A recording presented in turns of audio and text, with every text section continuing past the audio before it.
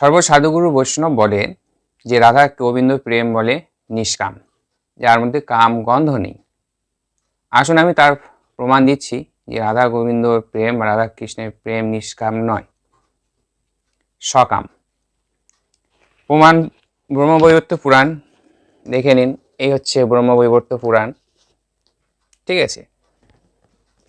লিখেছে কে? লিখেছে হচ্ছে বেদব্যাস লিখেছে এবং অক্ষয় লাইব্রেরি থেকে প্রকাশিত হয় 2012 সালে। তো আসুন এখানে হচ্ছে কি বলেছে, 404 নাম্বার পেজে যাবেন, আপনারা পেয়ে যাবেন যে এখানে 403 নম্বর পেজে হলো রাধা কৃষ্ণের বিবাহ হয়েছে, এখানে দেওয়া আছে। এবং 4 নম্বরে আছে রাধা কৃষ্ণের বিহার বা সহবাস। আসুন এখানে কি বলেছে, যারা আমাদের এখানকার সাধুগুরু বৈষ্ণবরা বলতেন যে রাধা কৃষ্ণ নিষ্কাম, তাদের কাম গন্ধ নেই, তাদেরকে আমি বলছি, আপনারা একটু দেখবেন। আসুন এখানে কি বলেছে।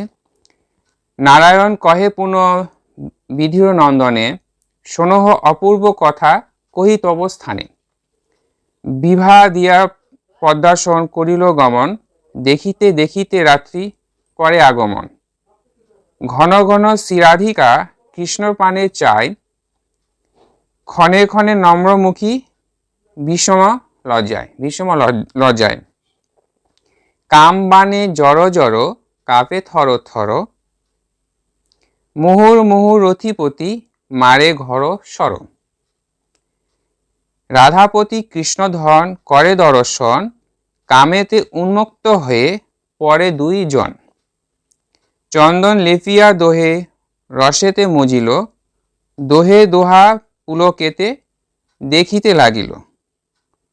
তো যাই হোক, এখানে তাহলে কি বলল, এখানে হচ্ছে কাম বানে জড় জড় কাপে থর থর, আর মুহুর মুহুর রতিপতি মারে ঘর সর।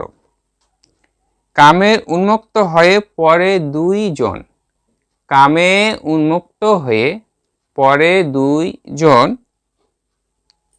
তাহলে আপনারা এবারে বলুন যে কামে উন্মুক্ত হয়েছে যারা হচ্ছে নিষ্কাম প্রেম, যার মধ্যে কামগন্ধ নাই, তারা কামে উন্মুক্ত হয় কিভাবে? গ্রন্থটির নাম বলছি শ্রী শ্রী ব্রহ্মবৈবর্ত পুরাণ, পেজ নাম্বার 404 নাম্বার পেজ, অক্ষয় লাইব্রেরি থেকে প্রকাশিত হয়েছে 2012 সালে, ইংরেজির।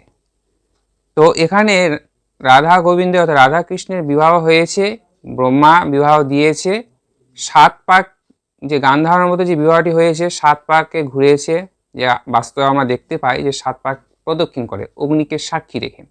7 পাক প্রদক্ষিণ করে, তো আপনারাও দেখছেন, সেই রকম 7 পাক সেখানে প্রদক্ষিণ করেছে, বেদ মন্ত্র উচ্চারণ করেছে স্বয়ং নিজে ব্রহ্মা, এবং পুলকিত আনন্দ সহকারে তার বিবাহ সম্পূর্ণ করেছে। তারপরে তাদের বিহার অর্থাৎ বাসর বা সহবাস হয়েছে। তো এবারে আপনারা বলুন, শুধু ভক্তবৃন্দগণ এবং যত সাধুগুরু বৈষ্ণবগণ, যে আপনারা তো বলেন যে রাধা কৃষ্ণের প্রেম নিষ্কাম প্রেম, কাম গন্ধ নাহি তার, তাহলে এখানে কিভাবে এই কথাটি উল্লেখ করলেন বেদব্যাস? কেননা ব্রহ্মবৈবর্ত পুরাণ 18টা পুরাণের মধ্যে এক পুরাণ হচ্ছে ব্রহ্মবৈবর্ত পুরাণ, কিন্তু আমার কাছে 65টা পুরাণ আছে। তো যাই হোক, তাহলে এখানে এই কথাটা কেন বলল যে কাম বানে জড় জড় কাপে থর থর, মুহুর মুহুর রতিপতি মারে ঘর সর। রাধার প্রতি কৃষ্ণধন করে দর্শন, কামেতে উন্মুক্ত হয়ে পরে দুইজন।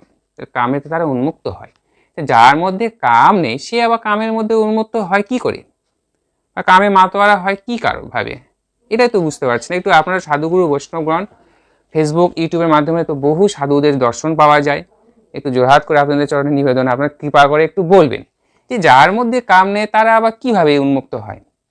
এবং রাধাকৃষ্ণের তো বিয়ে হয়নি, অনেক কীর্তনিয়া জোর গলায় কীর্তন আসরে বলে তারা যে রাধাকৃষ্ণের বিয়ে হয়নি, তাহলে এখানে এই যে ব্রহ্মবৈবর্ত পুরাণ আবার দেখে নেন ভালো করে, ব্রহ্মবৈবর্ত পুরাণ, তাহলে এখানে যে লিপিবদ্ধ করেছে বেদব্যাস, তাহলে সে তার কথা মানবো না কীর্তনিয়াদের কথা মানবো? আপনারাই বলবেন। কেন কীর্তনিয়া তো কখনো ওরা তো ভুল কথা বলে না, ওরা শাস্ত্রজ্ঞ, তারপরে হচ্ছে তত্ত্ব সম্রাট প্রদীপান, অনেক সম্রাট ভর পরিপূর্ণ আছে, তো ওরা তো বলে, ওদের তো মুখস্থিত কথা। যেহেতু কৃপা করে বলবেন, আপনার যেহেতু শুধু ভক্তবৃন্দগণ এবং সাধুগুরু বৈষ্ণবগণ, রাধাকৃষ্ণ প্রেম কি আদৌ নিষ্কাম ছিল না কাম ছিল? আর রাধার তো দুটো সন্তান আছে। যাই হোক, এই বলে ভিডিওটি শেষ করছি, যেহেতু ভিডিওটি বড় হয়ে যাচ্ছে, আপনারা কৃপা করে একটু বলবেন, অনুরোধ রইল। ভজ শ্রীকৃষ্ণ চৈতন্য প্রভু নিত্যানন্দ শ্রী অদ্বৈত গদাধর শ্রীবাসাদি গৌর ভক্তবৃন্দ, হরে কৃষ্ণ কৃষ্ণ কৃষ্ণ হরে হরে, হরে রাম রাম রাম হরে হরে।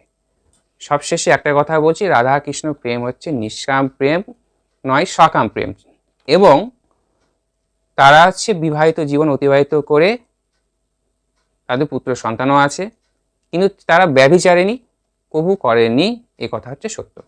আমি আপাতত পাইনি, যতটা হাঁটছি, কিন্তু রাধা কৃষ্ণ প্রেম হচ্ছে সকাম প্রেম।